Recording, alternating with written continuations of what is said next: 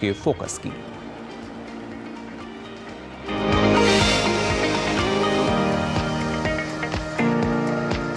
सरकार लगातार कारोबार को सुगम बनाने और निर्यात को बढ़ावा देने के लिए अलग अलग योजनाओं को प्रोत्साहन दे रही है, तो वहीं मेक इन इंडिया और स्टार्टअप इंडिया जैसी पहल के जरिए भी घरेलू बाजार को वैश्विक बाजार से जोड़कर निर्यात को बढ़ावा दिया जा रहा है।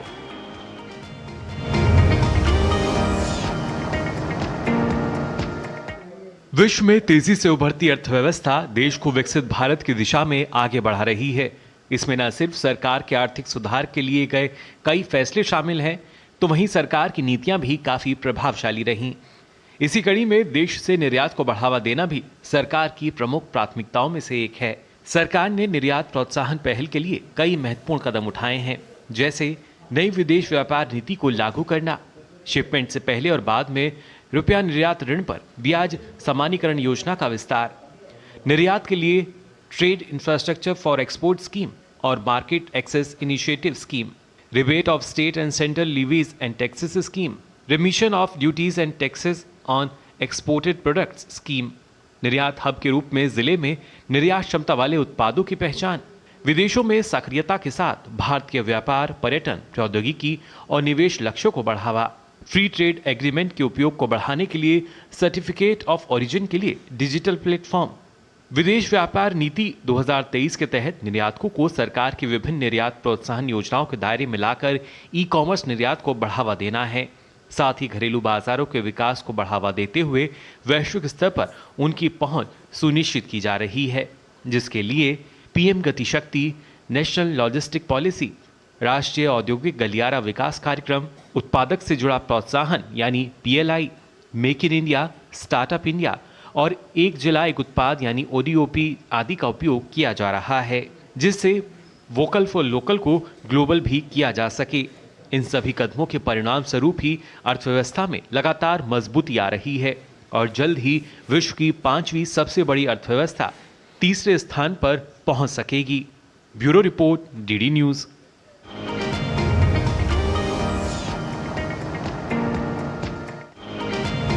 तो जाना आपने किस तरीके से निर्यात को प्रोत्साहित किया जा रहा है अलग अलग योजनाओं के जरिए, और इसी पर चर्चा करने के लिए हमारे साथ अजय सहाय जी जुड़ चुके हैं, महानिदेशक हैं Federation of Indian Export Organisation से। बहुत बहुत स्वागत आपका अजय जी हमारे इस कार्यक्रम में। सबसे पहले जानना चाहेंगे आपसे, क्योंकि जब निर्यात की बात की जाती है, हमने देखा था पहले हम आयात करते थे, लेकिन अब आत्मनिर्भरता आई है भारत में और उसके बाद स्थिति ये है कि निर्यात लगातार बढ़ रहा है। हाँ, अगर आप देखिए कि पिछले अगर हम 3 सालों की बात करें तो हम लगातार निर्यात में वृद्धि कर रहे हैं। पहले पे हम 10 साल तक हमारा जो टोटल निर्यात था, जो मर्चेंडाइज का, वो $300 बिलियन था। अभी हमने देखा है कि हमने एक साल में उसको $300 बिलियन से $422 बिलियन पे ले गए हैं और फिर नेक्स्ट ईयर उसको $447 बिलियन पे ले गए हैं। इस साल डिस्पाइट ग्लोबल सिचुएशन बहुत खराब होने के बाद भी हम ऑलमोस्ट उसी स्तर पे रहेंगे। सर्विसेज का निर्यात भी बहुत बढ़ा हुआ है और सर्विसेज का निर्यात की काफी तेजी 30% की ग्रोथ से बढ़ रहा है।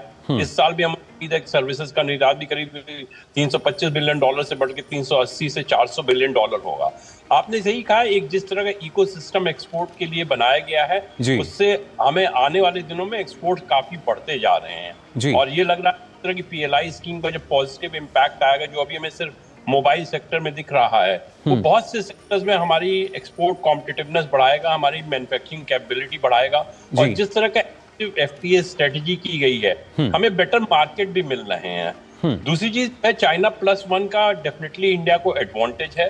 ग्लोबल कंपनी इंडिया से देख रही ट्रेड के लिए भी, इन्वेस्टमेंट में, तो एक ओवरऑल इकोसिस्टम डेवलप कर रहा है, जिससे आने वाले दिनों में एक्सपोर्ट का इंडियन इकोनॉमी में बहुत इंपॉर्टेंट रोल होने वाला है। जी बिल्कुल अजय जी, जैसा आपने कहा कि काफ़ी महत्वपूर्ण भूमिका जो है वो एक्सपोर्ट्स की, निर्यात की जो है वो नज़र आएगी अर्थव्यवस्था में। लेकिन इसमें जो हमारी नई विदेश व्यापार नीति की अगर बात की जाए, एफटीपी की अगर खासतौर से बात की जाए, वो कितनी अहम और प्रभावशाली रही है? देखिए, नई निर्यात नीति बहुत प्रभावशाली रही है क्योंकि इसने एक तो स्टेबिलिटी ऑफ पॉलिसी लाई है। इसने बोला है कि अब पॉलिसी 2 साल, 3 साल, 5 साल की नहीं रहेगी, एक तरह से परमानेंट पॉलिसी फ्रेमवर्क बनाया गया है। ऑफ कोर्स ट्रेड डायनामिक्स को देखते हुए अगर इसमें कोई चेंज की रिक्वायरमेंट होगी वो होगी, तो एक तरह की स्टेबिलिटी पॉलिसी से प्रोवाइड की गई है। पॉलिसी में एक्सपोर्ट्स को जो जीरो रेटिंग का गवर्नमेंट का जो फिलॉसफी थी उसको पूरी तरह से इम्प्लीमेंट किया गया है और गवर्नमेंट ने ये इंश्योर किया कि जो हमारे एक्सपोर्ट्स हैं उनमें कोई एलिमेंट ऑफ टैक्सेस और ड्यूटी ना रहे। तीसरी चीज बहुत बड़ा अच्छा कदम जो लिखाया गया, हम पहले जो था कि एक्सपोर्ट सेंट्रल गवर्नमेंट की रिस्पॉन्सिबिलिटी थी, बाद में स्टेट को हुई, अब हम डिस्ट्रिक्ट तक पहुंच गए हैं। तो जो district as an export hub scheme है वहां हम जो डिस्ट्रिक्ट में सप्लाई साइड चैलेंजेस हैं उनको एड्रेस कर रहे हैं। बहुत से डिस्ट्रिक्ट ने district export promotion committee form कर ली है। डिस्ट्रिक्ट एक्सपोर्ट स्ट्रेटजी 500 से ज्यादा डिस्ट्रिक्ट में बढ़ गई है, क्योंकि जिस तरह से अगर डिस्ट्रिक्ट एक्सपोर्ट में आगे आएंगे तो कंट्री का एक्सपोर्ट बहुत ज्यादा बढ़ सकता है। और जैसा आपने बताया कि ई कॉमर्स को हम अब इस समय एक्सप्लॉइट करने की सिचुएशन में है। एक्सपोर्ट एक ई कॉमर्स हब बनाने की बात हो रही है, जैसे कि जहां पे जितने भी स्टेक होल्डर्स हैं जो ई कॉमर्स से रिलेटेड हैं, चाहे वो बैंक्स और फिनटेक कंपनी हो, लॉजिस्टिक्स कंपनी, कुरियर कंपनीज और टैक्स अथॉरिटीज हो, सब एक जगह अवेलेबल रहेंगे। तो ई कॉमर्स का इंडिया के लिए बहुत ज्यादा पोटेंशियल है। इससे हमारे जो भी फार्मर्स हैं या आर्टिजन्स हैं उनको भी डायरेक्ट एक्सपोर्ट में उनकी भागीदारी हो सकती है। और हमें लगता है कॉमर्स में हमें करीब 10x का मल्टीप्लायर नेक्स्ट 4 से 5 सालों में जरूर दिखाई पड़ेगा। जी बिल्कुल अजय जी, और जिस तरीके से आपने कहा कि हमने ना सिर्फ ज़िलों तक में अब पहचान की है, ओडीओपी की भी अगर खास तौर से यहाँ बात की जाए तो कोशिश यही की जा रही है कि हर एक ज़िले से जो बेहतर उत्पाद है उसको ना सिर्फ हम घरेलू बाजार में लाएं बल्कि उसकी पहुँच को वैश्विक बाजार तक पहुँचाया जा सके। हम अभी तक बात करते थे वोकल फॉर लोकल, लेकिन अब इसको हम ग्लोबल बना रहे हैं। नहीं, बिल्कुल आप ठीक कह रहे हैं। एक तो हमारे इंडियन जो एंटरप्रेन्योर्स हैं उनके पास बहुत अच्छे प्रोडक्ट और सर्विसेज दोनों हैं, उनको ग्लोबल शोकेसिंग की जरूरत है, क्योंकि हमारे जो स्मॉल एक्सपोर्टर्स हैं वो बहुत छोटे हैं। शायद वो कन्वेंशनल मोड ऑफ एक्सपोर्ट्स में जाने में उनको थोड़ा सा टाइम लगेगा। तो ई कॉमर्स एक बहुत अच्छा उनको प्लेटफॉर्म मिला गया है, इससे उनके प्रोडक्ट जो हैं वो ग्लोबली विजिबल होंगे। और एक बार प्रोडक्ट आपके ग्लोबली विजिबल हो जाते हैं तो आपको ई कॉमर्स रिटेल से कन्वेंशनल एक्सपोर्ट में जाने में ज्यादा टाइम नहीं लगेगा। हम लोगों ने बड़ी बड़ी कई जो ग्लोबल प्लेटफॉर्म के साथ एमओयू किया गया है और हम लोगों ने देखा है कि हमारे बहुत से ऐसे एक्सपोर्टर्स हैं जो ई कॉमर्स से शुरुआत की और आज की डेट में बहुत इंपॉर्टेंट कन्वेंशनल एक्सपोर्टर वो बन गए हैं। जी बिल्कुल, और इससे पहले जैसा आपने बताया था, क्योंकि हमने भी देखा अमेज़न के साथ भी करार किया गया था, लेकिन ऐसे में जो खासतौर से घरेलू स्तर पर निर्यातक हैं उनको किस तरीके की मदद मिल रही है? देखिए, एक तो जितने भी प्लेटफॉर्म्स आए हुए हैं उनका भी एक ग्लोबल उनकी सोर्सिंग एक स्ट्रेटजी है जिसमें ओवरऑल वो उनको इंडिया से सोर्सिंग ज्यादा करना है। वो चाइना डाइवर्ट कर रहे हैं। आप देखिए अमेज़न जो पहले यूएस में सप्लाई करता था 80% प्रोडक्ट चाइना के थे, अब वो धीरे धीरे गिर के करीब 55% हो गए हैं। इंडिया एक बहुत अच्छा वैकल्प के रूप में आया हुआ है, क्योंकि हमारे पास बहुत से range of products and services हैं। तो जिस तरह का जैसे अभी डीजीएफटी ने एमओयू किया है अमेज़न के साथ, हम लोग सब जितने ऑर्गेनाइजेशन सबका अपना एग्रीमेंट हुआ है, बहुत से स्टेट गवर्नमेंट ने भी एग्रीमेंट किया है। तो एक ये विन विन सिचुएशन है, क्योंकि इन जो कंपनीज हैं उनको भी ओवरऑल मार्केटिंग के लिए अच्छे प्रोडक्ट्स चाहिए। और अगर हम इस तरह प्रोडक्ट को आइडेंटिफाई कर सकते हैं, उनके बनाने वालों को आइडेंटिफाई कर सकते हैं, तो हम उनको ग्लोबल मार्केट से सीधे जोड़ सकते हैं। जी बिल्कुल, और शायद यही वजह है अजय जी के जो निवेश है वो लगातार बढ़ रहा है। हमने देखा जो अलग अलग एमएनसीज हैं, अलग अलग देशों से वो अपना निवेश कर रही हैं भारत में, क्योंकि अब चाहे अमेरिका की ही बात की जाए तो पिछले दिनों भी हमने देखा था कि जो चीन से वो जिस तरीके से आयात करता था, अब कहीं ना कहीं भारत से वो किया जाने लगा, यानी भारत का निर्यात सीधे तौर पर बढ़ा है। नहीं, बिल्कुल आप देखिए आज की डेट में सबसे बड़ी बात है कि जो long term growth story India की है वो इंटैक्ट है। अभी आईएमएफ ने की रिपोर्ट निकाली जिसमें बोला कि इंडिया बड़ी इकोनॉमी में अकेला इकोनॉमी रहेगी जो अगले 5 साल तक 6% प्लस जीडीपी ग्रोथ दर्ज करेगा। तो एक तरह से ये। दूसरी चीज, ग्लोबल कंपनीज देख रही हैं कि इंडिया में जिस तरह का इकोसिस्टम बन रहा है, जिस तरह का इंफ्रास्ट्रक्चर डेवलप हो रहा है, जिस तरह का डिजिटाइजेशन हुआ है, जिस तरह का ईज ऑफ डूइंग बिजनेस हुआ है, तो वो इंडिया के बहुत ज्यादा आकर्षित हैं। वो इंडिया में आ रहे हैं ना खाली इंडियन मार्केट के लिए, अब वो इंडिया में आ रहे हैं कि वहां पे इंडिया को as a global hub of manufacturing बनाए, जिससे वो हर कंट्री के लिए एक्सपोर्ट कर सके। अभी आपने देखा है एप्पल और कंपनीज जो है वो इंडिया में आ रही हैं। मेरे को लगता है अगले 3 साल में बहुत सी ग्लोबल कंपनीज इंडिया में आएंगी, बिकॉज हमारा जो लॉन्ग टर्म स्ट्रेटजी है और जिस तरह के इंडिया का overall strategic importance global polity में भी बढ़ रही है, उसको देखते हुए इंडिया में इस तरह का इन्वेस्टमेंट बहुत तेजी से आएगा। जी बिल्कुल। और अजय जी, जो जो दूसरे देश हैं, क्या प्रमुख वजह उसमें है? क्योंकि शायद उतने ही कम कीमत पे जो सामान है वो कहीं दूसरी जगह से उपलब्ध नहीं हो पाता, गुणवत्ता भी अच्छी मिलती है, दाम भी बेहतर मिलता है, और यही एक हम कह सकते हैं कि यूएसपी जो है वो आने वाले दिनों में बनेगा। देखिए, एक इंडिया का हमेशा का ये रहा है कि हमारे पास कैपेबिलिटी है, हमारे पास रिसोर्सेज, हमारे पास पोटेंशियल है। जी। ये चीज डाउट नहीं की गई है। एक इकोसिस्टम एक्सपोर्ट्स को देने के लिए रिक्वायरमेंट थी और इस गवर्नमेंट ने उस तरह का वो इकोसिस्टम दिया है जिससे ज्यादा से लोग एक्सपोर्ट पे जुड़ रहे हैं। एक्सपोर्ट की कॉम्पिटिटिवनेस भी बढ़ गई है, बिकॉज एक्सपोर्ट्स को जो भी सपोर्ट गवर्नमेंट दे सकती थी वो लॉन्ग टर्म के लिए गवर्नमेंट दे रही है। गवर्नमेंट ने एक बहुत अच्छा मैसेज भी दिया है कि हम किसी तरह की क्रचेस एक्सपोर्ट्स को नहीं देंगे कि किसी तरह की सब्सिडी दें, हम जीरो रेटिंग के लिए जरूर बढ़ेंगे। और एग्रेसिव मार्केटिंग के लिए भी गवर्नमेंट प्रयास कर रही है। एफटीए से भी एडिशनल मार्केट ओपन हो रहे हैं। अभी भी हम जैसे यूके, ईयू, जीसीसी, ओमान, इन कंट्रीज के साथ इंगेज हुए हैं। तो हमें लगता है कि इंडिया के इन्वेस्टमेंट और ट्रेड दोनों के लिए एफटीए बहुत इंपॉर्टेंट होगा, क्योंकि जो कंपनी इंडिया में आ रही इन्वेस्टमेंट के लिए वो ना खाली इंडियन मार्केट देख रही है, बट वो इंडिया से एक्सपोर्ट की प्रचुर संभावनाएं भी देख रही हैं। बिल्कुल अजय जी, क्योंकि अब से पहले हम बात करते थे कि जो हमारा खास तौर से India Europe middle east economic corridor जो है उसके बाद हमें लाभ मिलेगा, लेकिन अभी हम देख सकते हैं कि जिस तरह का एक इकोसिस्टम तैयार हुआ है उसमें भी कहीं ना कहीं भारत केंद्र में नजर आता है।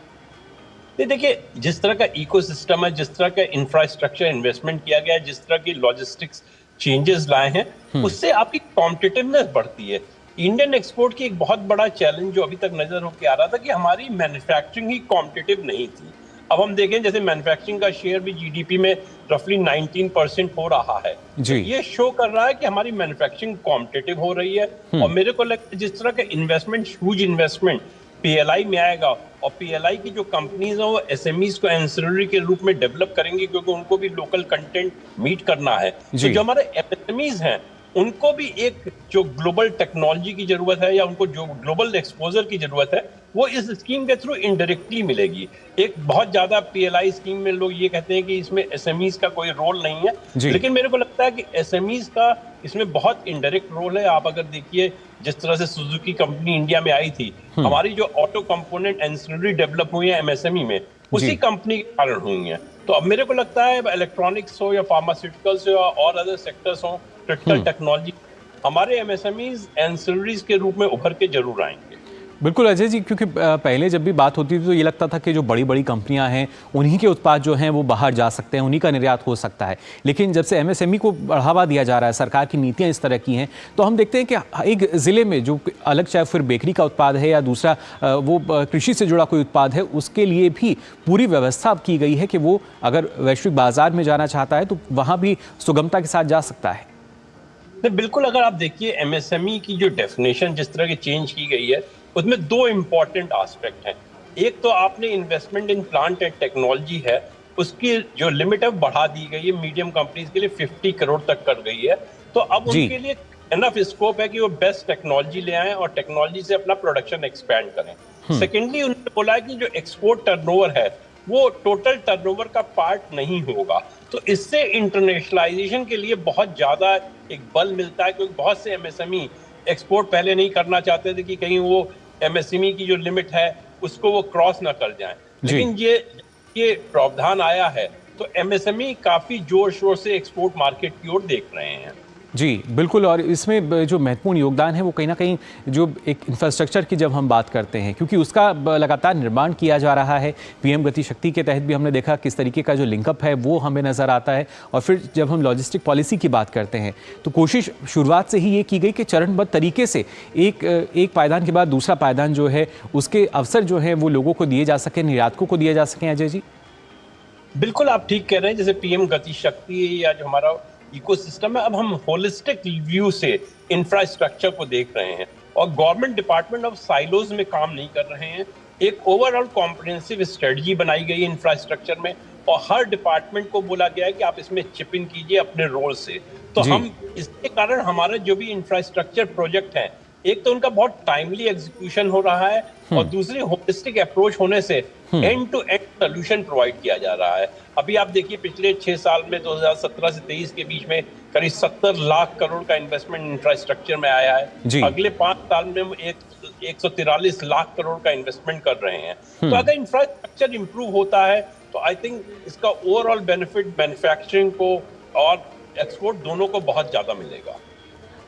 जी बिल्कुल, तो जाहिर तौर पर इसी का ही लाभ जो है वो अर्थव्यवस्था को भी मिलता नजर आएगा। फिलहाल 5वें पायदान पर है, लेकिन जल्द ही तीसरे स्थान पर भी हम काबिज हो सकेंगे। अजय जी, आपका बहुत बहुत शुक्रिया हमें समय देने के लिए और इतनी महत्वपूर्ण जानकारी हमारे दर्शकों के साथ साझा करने के लिए।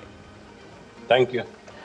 तो यहाँ हम बात कर रहे थे किस तरीके से देखिए जो एक्सपोर्ट है, जो निर्यात है, उसको लगातार बढ़ावा दिया जा रहा है और उसका लाभ किस तरीके से मिल रहा है।